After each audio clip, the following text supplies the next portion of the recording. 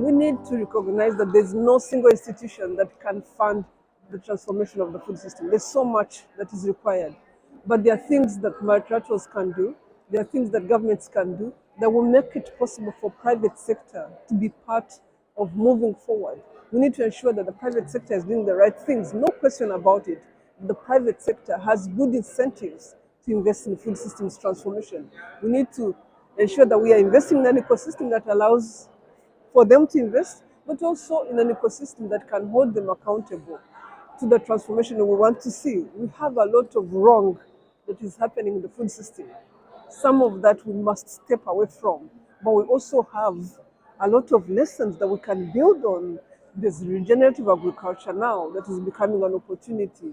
There are new ways of producing food that are becoming an opportunity. There's so much innovation in the food system that we can build on. And there's so much money to make because we are going to continue to eat. So the question is not whether there's business to make in the food system. The question is whether we can incentivize private sector to invest in the right businesses for people to eat, but also for the environment to continue feeding us. We need to figure out actually how we can rally governments, multilaterals, but also the private sector around the national pathways. We have the design, we know what needs to be done. Now we need to make sure that we bring the financing and we all bring it collectively together. One important element I would say is how we can design compact or platforms around one country and how all of the different, I would say, actors we can come through it. We have designed those compacts, for example, in Africa with the African Development Bank, and now we need to make sure that we are all rallying behind it. One of the important elements for us at IFAD is when we are designing many of the public sector loans, how we can have also the private sector come in. What are the entry points? What could it make it easier for many of them to take these projects and bring them forward and to be able to invest with the participants, with the small-scale producers?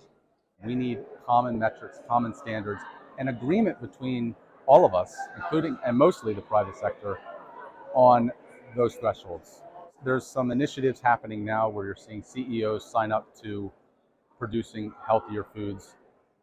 We're at Access to Nutrition Initiative. We're also driving some new initiatives with leadership and investors, institutional investors, those who are managing trillions of dollars of assets are starting to say, you know what, with environment, social governance, investing practice, we need to see nutrition as part of that.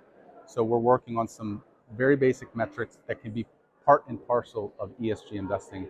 And in a way, it will ensure private sector reports on the healthiness of their product portfolios and transform markets over time.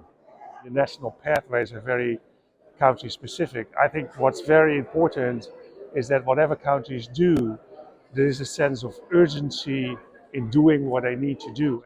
But I think, when it comes to getting incentives right, accelerating innovation, scaling investments, particularly by the private sector, good quality private sector investments, and strengthening institutions, I would say that those probably are four crucial elements of any national pathways. So incentives, innovations, investments, institutions.